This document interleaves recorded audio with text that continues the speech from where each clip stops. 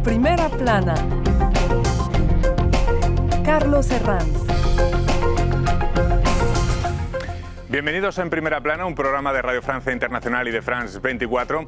Esta semana, ya ven, programa especial. Nos hemos venido hasta aquí, hasta Estrasburgo, a la sede del Parlamento Europeo, para retratar un poco los retos que tiene esta nueva, la 10ª ya legislatura de la Unión Europea. Son muchos y nos van a ayudar a desengranarlos los 4 invitados que ya les voy a presentar. Tenemos 2 eurodiputados, cada uno de ellos de uno de los 2 grupos mayoritarios. Ellos son Juan Ignacio Zoido, del Partido Popular Europeo. Buenos días, bienvenido. Buenos días, muchas gracias. Juan Fernando López Aguilar, de Socialistas y Demócratas, bienvenido. Muchas gracias, encantado. Y junto a ellos 2 expertos, Aroa Fandiño, investigadora experta en asuntos europeos y derecho europeo, bienvenida. Gracias. Y el profesor Enrique Uribe, de Sciences Po, aquí en Estrasburgo, y también corresponsal para el diario El País en Costa Rica. Bienvenido. Gracias, Carlos. Edición especial de En Primera Plana desde el Parlamento en Estrasburgo. Hoy comenzamos. La defensa europea, la migración, la vivienda, la guerra de Ucrania, la histórica ampliación del bloque a los Balcanes y el Cáucaso, el Pacto Verde y las dificultades para que encaje con justicia social. Y también la voz de Europa en el mundo, en conflictos como el de Gaza. La lista de retos que tiene la Unión Europea en esta nueva legislatura que acaba de arrancar hasta 2029 es larga. Y muchos de ellos temas cruciales que van a definir de forma casi existencial, me atrevería a decir, si me lo permiten, qué va a ser de Europa y qué lugar ocupen en este mundo tan convulso. Y aunque sean 2 mujeres las que han salido reelegidas al frente de las principales instituciones, la maltesa Roberta Metsola aquí como presidenta del Parlamento y Ursula von der Leyen al frente de la Comisión, lo cierto es que esta última ha tenido muchos problemas para intentar acercarse a un ejecutivo paritario, y aquí en el Parlamento Europeo la proporción de mujeres ha disminuido por primera vez en la historia desde su fundación. Luego les preguntaré de qué es síntoma todo ello. Repasemos antes algunas portadas. Diario Les Echos. Europa, inversión para evitar el estancamiento. Es la principal conclusión a la que llega el informe de Mario Draghi, el exdirector del Banco Central Europeo. Preconiza reformas radicales. Político advierte que este segundo mandato de von der Leyen podría ser infernal. Si entre la pandemia y Ucrania no fue suficiente en el primero, los próximos 5 años aún podrían ser peores, dice el rotativo. Revista Foreign Policy, Europa sola. Les voy a preguntar también por ese sentimiento al que han contribuido diversos factores, como la emancipación de Estados Unidos o la pérdida de influencia de la voz europea en el mundo. Y por último, Le Point Avui se pregunta simplemente en esta portada, Europa, ¿dónde estamos? Dice el rotativo, que se abre un nuevo ciclo político con defensa y competitividad como prioridades. Vamos a empezar por ahí, si les parece. Si pudiéramos jerarquizar, señor Zoido, señor López Aguilar, las prioridades, ¿cuáles serían para este nuevo ciclo aquí en Europa? Pues mire, yo me quedaría con las 2 que acaba de decir, competitividad y defensa. En el último informe de Mario Draghi se ponía de manifiesto la necesidad de incrementar y de favorecer la competitividad, de ser capaces de fortalecer el mercado interior y al mismo tiempo concentrar la inversión en la competitividad. En los últimos 5 años hemos estado desarrollando el Pacto Verde, nos hemos dedicado mucho al desarrollo de las plataformas digitales, asimismo también a todo lo que significa la competencia. Y creo que ahora es el momento de la competitividad si no queremos ser presa de la situación que con la ley para la sostenibilidad y para hacer frente a la inflación de Estados Unidos y los subsidios en China, pues puedan hacer que la competitividad de Europa cayera más de lo que ya ha caído. Señor López Aguilar, no sé si coincide en esas 2 prioridades. ¿O añadiría alguna más o quitaría alguna? Añadiría alguna, porque mi visión de Europa y sus retos existenciales tiene que ver con la globalización, que es la escala definitiva de lo humano, y Europa pierde relevancia global. Europa declina demográficamente, declina en su participación del PIB mundial y no alcanza una voz digna de ser escuchada, ni mucho menos unitaria. Y por tanto lo imprescindible es que Europa crezca definitivamente, madure definitivamente, salga de lo que se ha denominado su edad de la inocencia o de la adolescencia y deje de ser exclusivamente un soft power para ser capaz de tener una interlocución con los grandes actores globales, dígase Rusia, China, además de otros. Pero sobre todo, añadiría a los que ha mencionado, sin duda ninguna, un hecho migratorio que ya no está al alcance de la respuesta de ninguno de sus Estados miembros, por grande que se crea. La única forma de abordar la globalización de las migraciones, y es un hecho global que ha existido siempre, pero ahora en la globalización a nadie le pilla lejos, a todos nos pilla muy cerca y muy caliente, requiere una escala europea de respuesta. Requiere una coherencia con el derecho internacional humanitario, por descontado, pero también una obediencia al derecho europeo legislado. Es lo que pusimos en marcha en la pasada legislatura, el Pacto de Migraciones y Asilo, y un gran desafío de esta legislatura es que se implemente ejecutivamente, ordenadamente por todos los Estados miembros y que la Comisión cumpla con su papel de guardiana de los tratados y del derecho europeo y vigile el exacto cumplimiento de las obligaciones contraídas con la aprobación de este paquete legislativo. Vamos a ir analizando una por una estos retos que nos han planteado los eurodiputados. Que Putin es una amenaza impredecible y que Estados Unidos ya no es tutor de la paz en Europa parecen dos realidades ya tangibles. Eso está sobre la mesa, incluso sea cual sea el resultado de Estados Unidos. El resultado de ello es cómo Europa toma las riendas de su propia defensa. ¿Está la Unión Europea lista para romper el tabú en defensa? Aroa o profesor Enrique, que quiera. Aroa. Bueno, yo creo que esto ya lo hemos visto con la guerra en Ucrania por parte de Putin el pensar en invertir en defensa cada vez se piensa más por parte de los países que más reticencia tenían y oponían encima de la mesa, porque la idea de la autonomía estratégica debería seguir trabajándose y por tanto ya. Enrique. Bueno, desde la universidad se ve este aspecto en el largo plazo, ¿no? Es decir, que Europa es una civilización que se instala en Occidente y ese Occidente pues forma parte de los Estados Unidos, entonces hay una interrelación, digamos, casi carnal con esta relación con los Estados Unidos. Entonces, nosotros desde la universidad vemos este fenómeno desde un punto de vista más de largo plazo para, como decía aquí Lula da Silva cuando vino al Parlamento Europeo, la Unión Europea es patrimonio de la humanidad, es algo que ha dado a la humanidad una esperanza en que la paz no es una utopía. Entonces, la defensa europea debe entrar dentro de una filosofía de esa paz que nunca se logró en el mundo. Es verdad que en los últimos tiempos estamos hablando de construcción de búnkeres, de aumento de reservistas, incluso de vuelta del servicio militar obligatorio. Hay voces dentro de la Unión que critican el alarmismo y llaman a la prudencia, y hay otras que critican cierta infantilización de la opinión pública que beneficia al final a Putin a la hora de tratar cuestiones de defensa. ¿Cómo se puede movilizar, cómo se puede reivindicar una conciencia civil de defensa sin ser más alarmista de lo que se debe ser? Pues siendo realistas, contándole a todos los ciudadanos qué es lo que está sucediendo.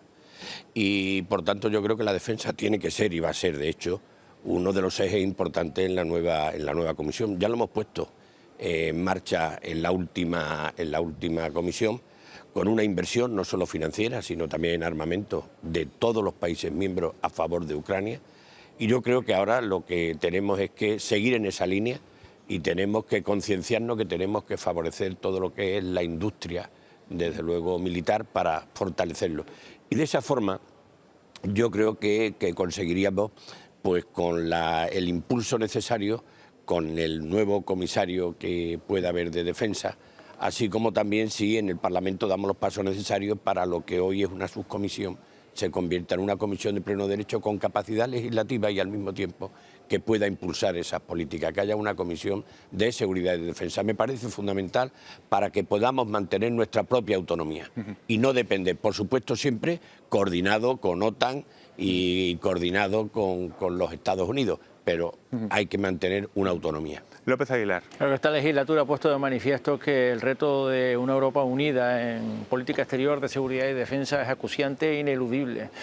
Y lo pone de manifiesto la vecindad de Rusia, un vecino inexorable, el país más grande de la Tierra que frontera directa con la Unión Europea. Lo es en Finlandia, como lo es, por cierto, en Polonia, en Kaliningrado, un enclave ruso en plena Unión Europea. Por tanto, es una amenaza real a la que hay que responder. Y hay que saber que la arquitectura de la que surge Europa, que es el desmoronamiento de la comunidad internacional tal y como la conocíamos hasta entonces, el desastre de las dos guerras mundiales y sobre todo de la segunda, y el intento de construir una nueva organización en Naciones Unidas está en estos momentos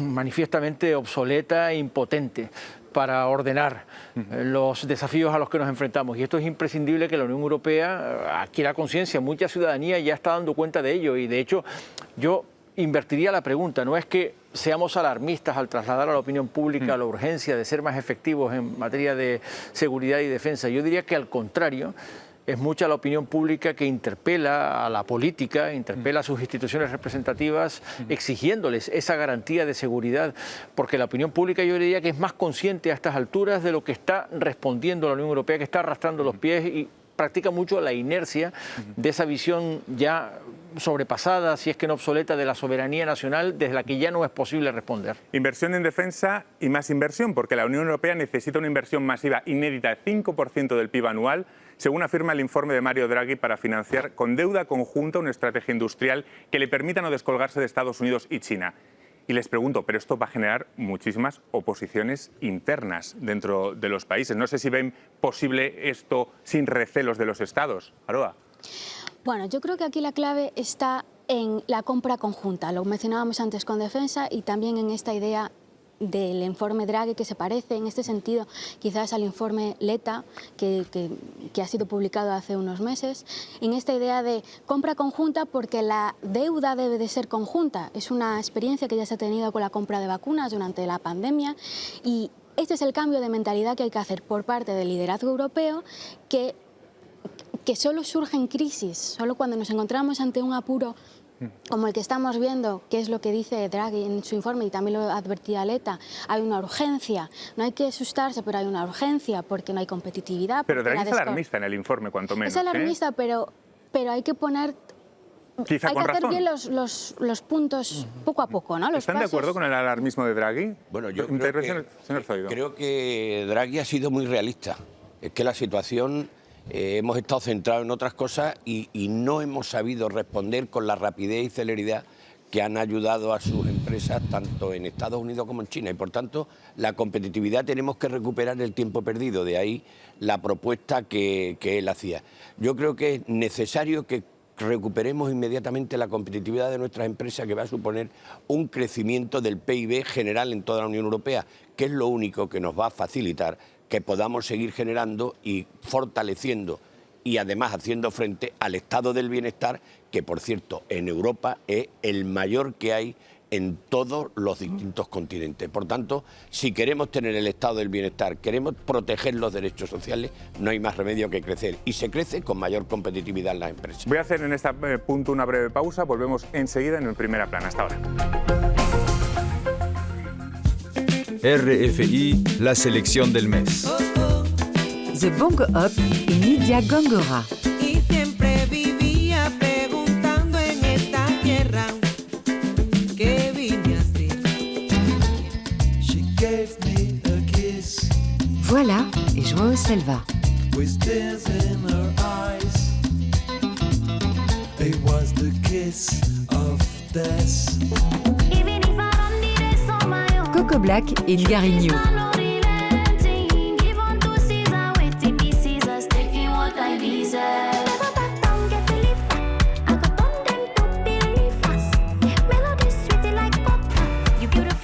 Simi and Lodge.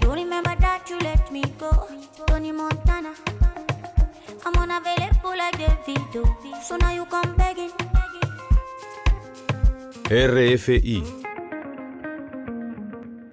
Seguimos en el Parlamento Europeo desde Estrasburgo, edición especial de En Primera Plana, con dos eurodiputados, Juan Ignacio Zoido, del Partido Popular Europeo, Juan Fernando López Aguilar, de Socialistas y Demócratas, y también con Aroa Fandiño, investigadora, y Enrique Uribe, profesor en Sciences Po.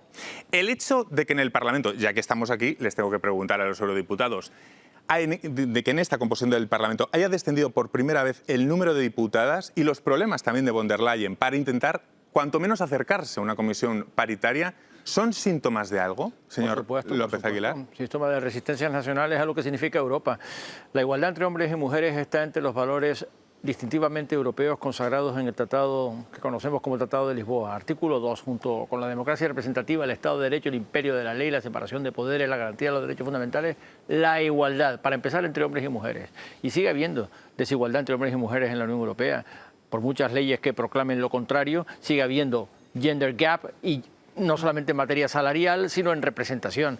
Algunos países tienen mejor política de igualdad que otros, ¿verdad? Esto es evidente y tiene que ver con claramente la orientación política y hasta los valores, es decir, la ideología de sus gobiernos. Evidentemente, una aproximación progresista a la política conlleva paridad. Eso ya está arraigado y, sin embargo, provoca resistencias, y el incremento de las fuerzas de extrema derecha es buena parte de la explicación del descenso de representación de mujeres. De hecho, el incremento de las fuerzas de extrema derecha tiene muchísimo que ver con un instinto primario reaccionario que está explotando un nicho supuestamente masculino de voto frente a las políticas de igualdad, presentadas de forma claramente distorsionada y falsa como una agresión a la masculinidad, como una, por decirlo así, una ofensiva que está retirando oportunidades a los hombres, precisamente porque está creando espacio para las mujeres en igualdad de condiciones que los hombres en todos los ámbitos de la vida, en lo privado, por tanto en el ámbito de la empresa, de la iniciativa económica, y en lo público, en su representación. Y creo que esa reacción está conectada con el crecimiento de escaños de extrema derecha y con las posiciones reaccionarias frente a las políticas de igualdad. No sé si desde la ciencia política, profesor Uribe, se pueden buscar las mismas explicaciones. Pues yo estoy completamente de acuerdo con lo que se acaba de decir.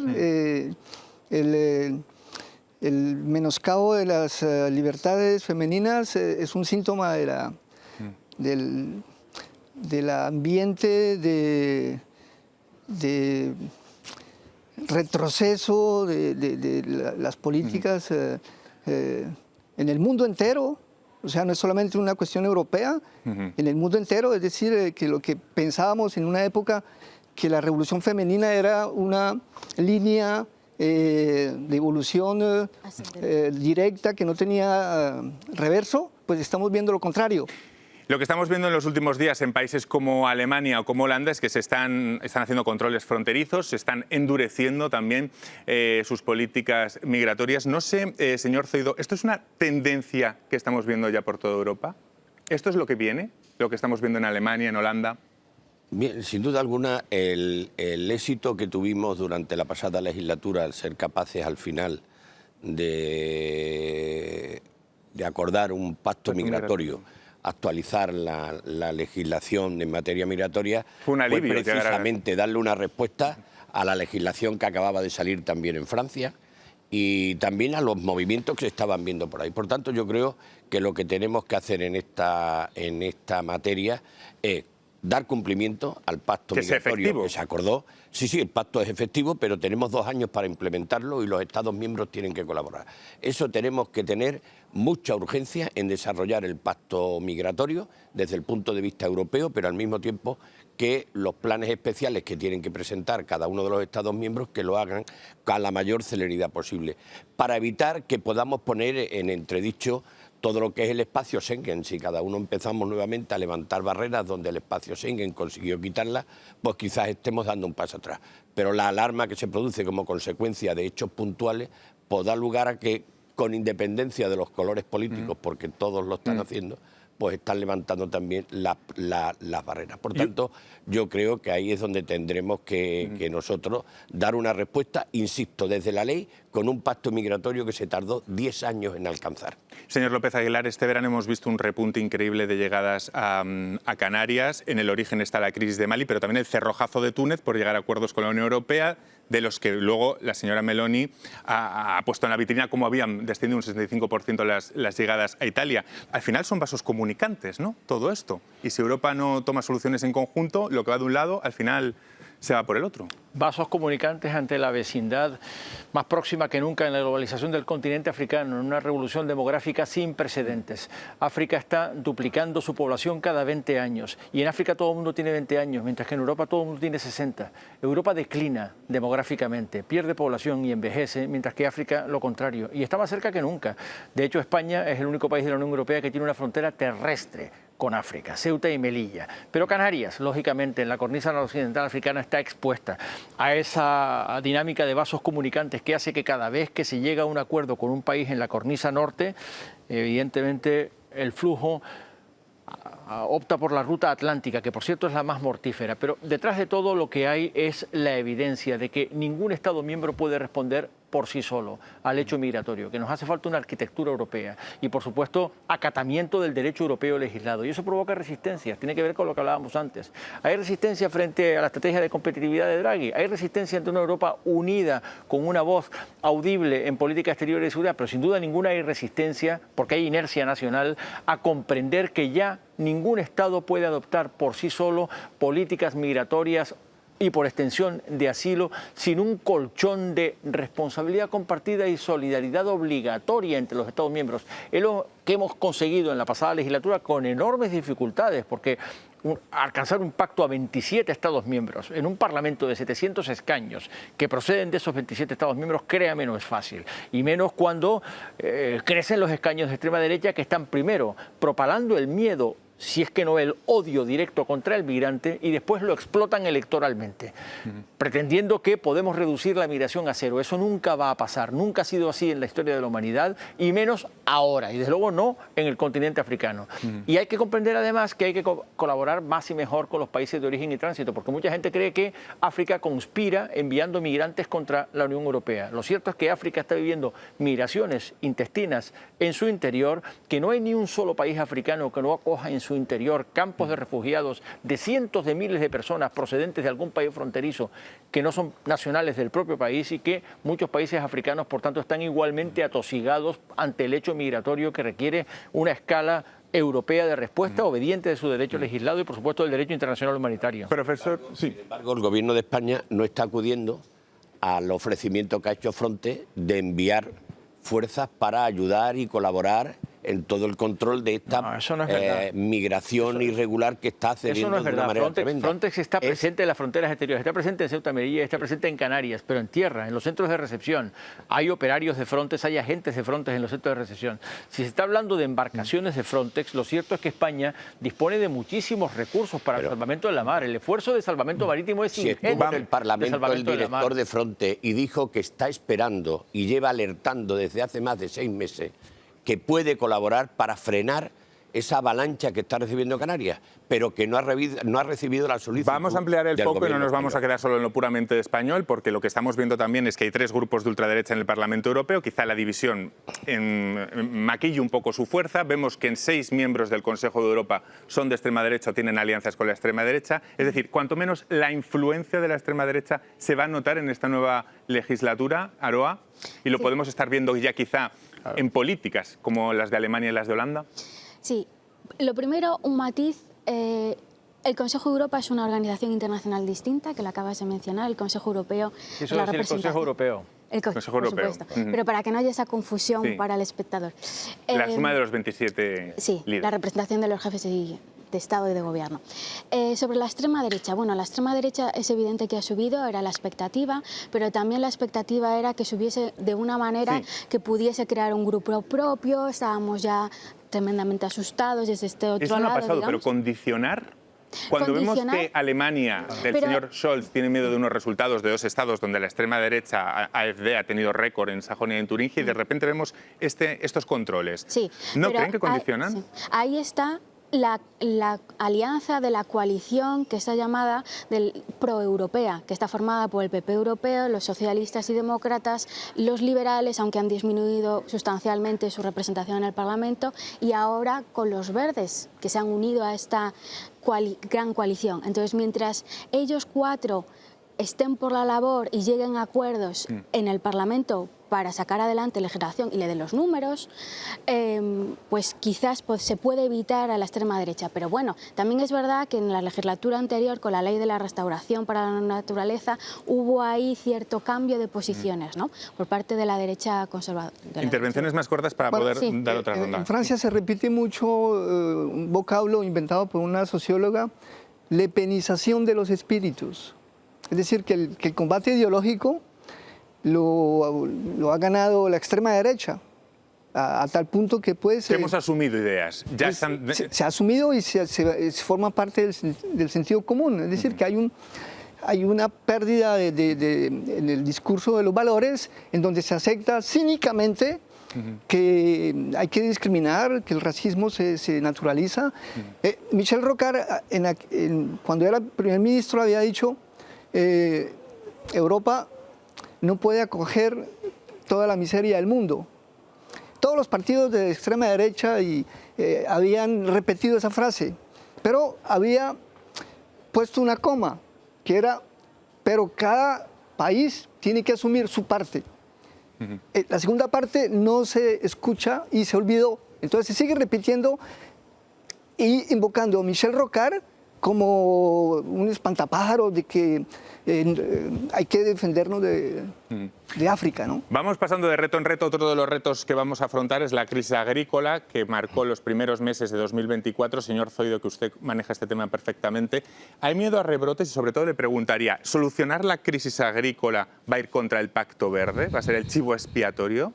Bueno, yo creo que el Pacto Verde necesita no reformularse en todos sus extremos, pero sí necesita acomodarse a las circunstancias que estamos viviendo en Europa, a las circunstancias del campo, una pertinaz sequía en la mayoría de las regiones de Europa y al mismo tiempo también a la crisis de la competitividad, y hasta que no resolvamos el problema de la competencia desleal, que están viniendo productos de fuera que han sido cultivados con esos productos que se le nutren y que están prohibidos de utilizarlos aquí. Por tanto, cuando se habla de que se le hace un favor con esa flexibilización de la entrada en vigor del Pacto Verde en todos sus extremos a los agricultores, no. Lo que se le está haciendo es justicia después del gran trabajo que estuvieron haciendo cuando la pandemia abandonaron unas justas reivindicaciones, se pusieron al frente de sus explotaciones y fueron capaces de surtir de productos frescos a toda la Unión Europea y seguir exportando.